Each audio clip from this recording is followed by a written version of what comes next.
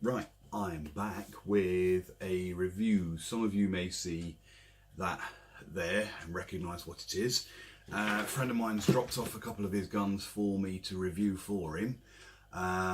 This one, some of you may like, some of you may be a little bit bored, but I quite like it because I helped to build the interiors and I know it's a little bit scary. So, without further ado, this is the A&K, almost too long to fit in, SVD Dragunov, obviously replica. We have ended up spraying it because it was in blue, but you can probably see it's a bit worse for wear, but that's not the reason we're here. Now, obviously you can see it's got the proper mount on the side of it, low profile scope mounts and a aftermarket scope on it. Now obviously coming from the shop, this doesn't come with those bits. He actually picked this up in a bundle deal. I'm not going to tell you who and where from, nor how much, but it was a steal. But anyway, right, this thing now, well, fires out of the box when you buy it, UK, between 420 and 430 FPS, which straight out the box, if you're going to use it at that, it'll do you. Me personally, I prefer it higher, which is why we've had this one played with. This one's now got an upgraded barrel, hop, nub, air seal and spring, and now it fires at 490 on 0.2s, obviously. So yeah, it's, well, I say 490, it ranges between sort of 485 and 493. So it does the job. Some of you eagle-eyed viewers may have noticed that the adjustable cheek rest is actually on the buttstock of the gun as opposed to being there. You can blame one of our other teammates. He borrowed it, it kept moving about, and it just wasn't quite long enough for him, so he got electrical tape and attached it onto the butt of the gun. And Bonza, whose gun this actually is, finds it just as comfortable to fire with it, so we've left it on. And because it's the cheek rest, it's nice and soft, so it's actually a hell of a long gun, but it's actually quite a nice, comfy doobry. I mean, he wears glasses, and I can't get on with his scope because I like to be down on the gun, but it's up here somewhere. It's not right for me. But anyway, that's personal preference. In case you want to know what scope this is, it is a Pinty 3x9x40 EG. It's got, I'm actually going to bring this up to you because, oh no, or are the batteries working? I can't remember. I don't know. Yes, they are. Right, I can't remember if the batteries worked in this one. Right. Right, I don't know if you can see through there. I'm going to turn this on. Oh, hang on. There we go. Green. And red. Very indifferent strengths of each. There we go, I think that's off. Yeah, there we go. So yes, it's got illuminated reticules and drop markers and the cross, and it's actually really good. I think it cost him about £25 off Amazon. Not sure how much the low profile mounts are, but low profile mounts are low profile mounts. As long as they fit the right Riz rail, you're fine. But going back to the main gun, it is a straight pull, which after going, I personally started with a straight pull, but after going to a bolt action, I wouldn't go back. But it's still not a bad one. Again, some of you have seen I normally point out whether it's good for a younger player or not, especially with the upgrade spring. Oh, it's got quite a spring pull in it, and obviously, I mean, I'm 5'11", and reaching it beyond the magwell is a fair stretch for me, so it's not for a smaller player. You can actually get the bullpup version, the SVU, which I think is semi-automatic AEG, but I'll have to double check. I'm sure you can. But anywho, it's got the same sort of features as a Kalashnikov, as an AK-47, AK-74.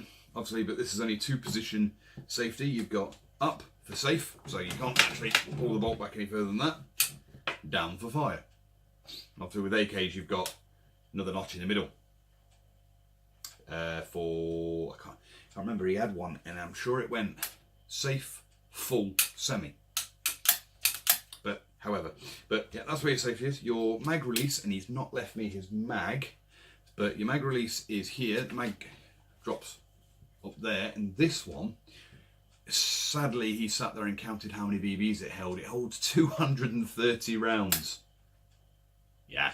On a lot of the websites I've seen, they come with 120, some say 200, some say 150, but they come with a lot of them come with a high cap mag. I mean, you think he runs .4s in this, 220 rounds.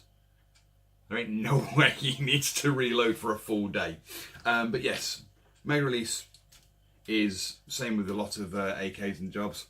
Magazine goes in and clicks back. A single stage trigger, which if I do that, you pull the trigger all the way back, and just a simple trigger pull. Pull down a breakdown lever, which you can't really do at the minute because he's got this on, but there's a little lever just here. I'll bring it over to you. Just there.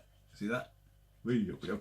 All that does is spins that so you can pull the dust cover off, and then you've got access to the 4 Allen keys to take the spring out. Spring pulls that straight out along with the cylinder and everything.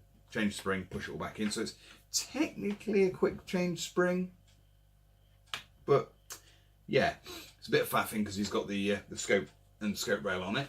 It does come with iron sights as well. So you've got, can't really see them very well, but you've got your standard, I'm going to have to stand up again, aren't I? Your standard iron sights here, look. There we go. You just push those 2 in, slide them up, and you can adjust it up or down.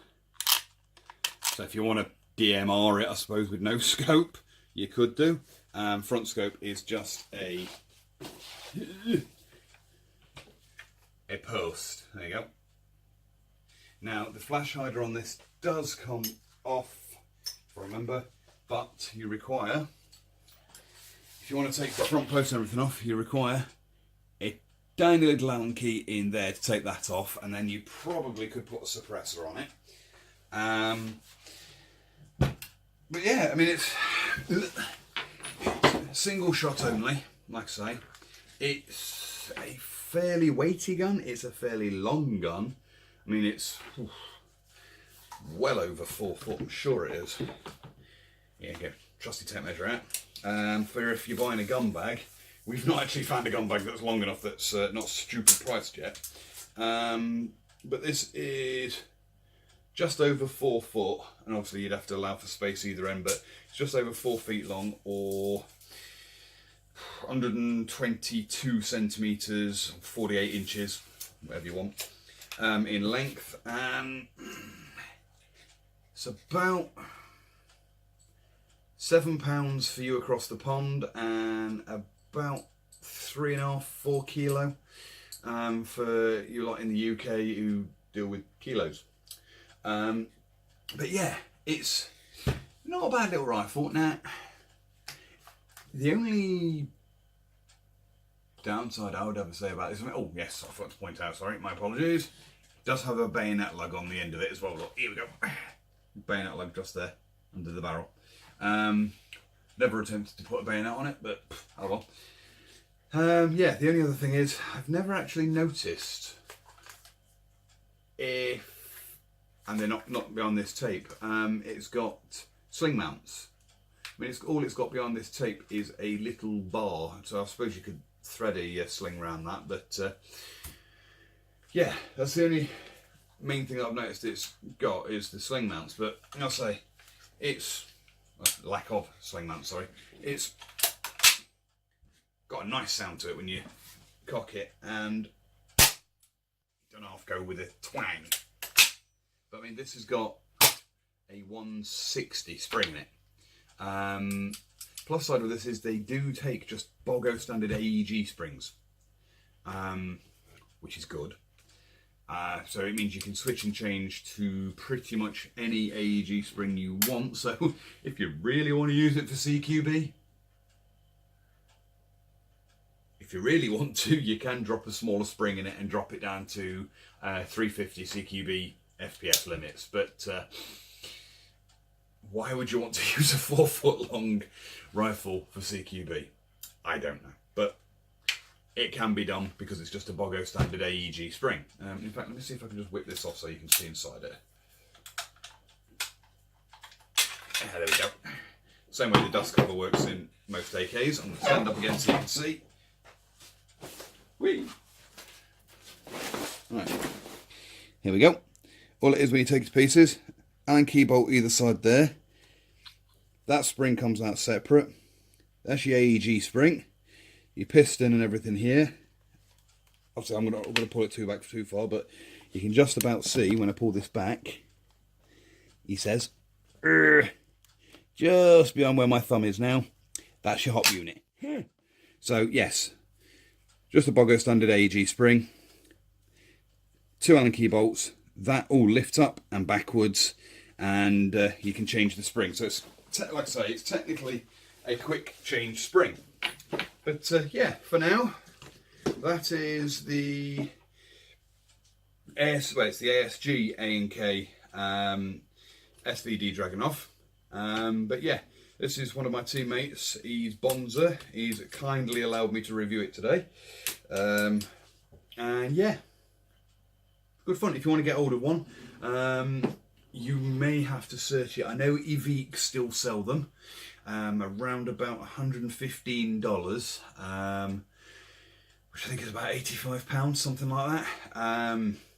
Obviously, it would still work out more expensive if you bought it from Evique and got it sent back over here, because we'd have to pay customs and shipping and stuff. But for you guys in the US, yeah, it's about $115 before shipping, and you can, excuse me, and they come in the black, and I think it's faux wood they come in as well.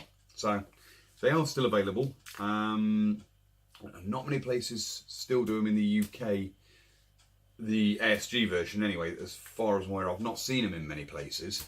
There's probably a few, but I don't want to search the entire internet for them. But anyway, that's me for now. I'm not going to take it all to pieces because he's got a game tomorrow, and he'll cry if I take all his guns to pieces and leave him in bits. So yes, plus nothing needs doing to it, so I'm not even going to show you a breakdown, but it's simple. It's just a couple of bolts here, a couple of bolts at the front. But yeah, for now I shall leave it at that, and thanks for watching.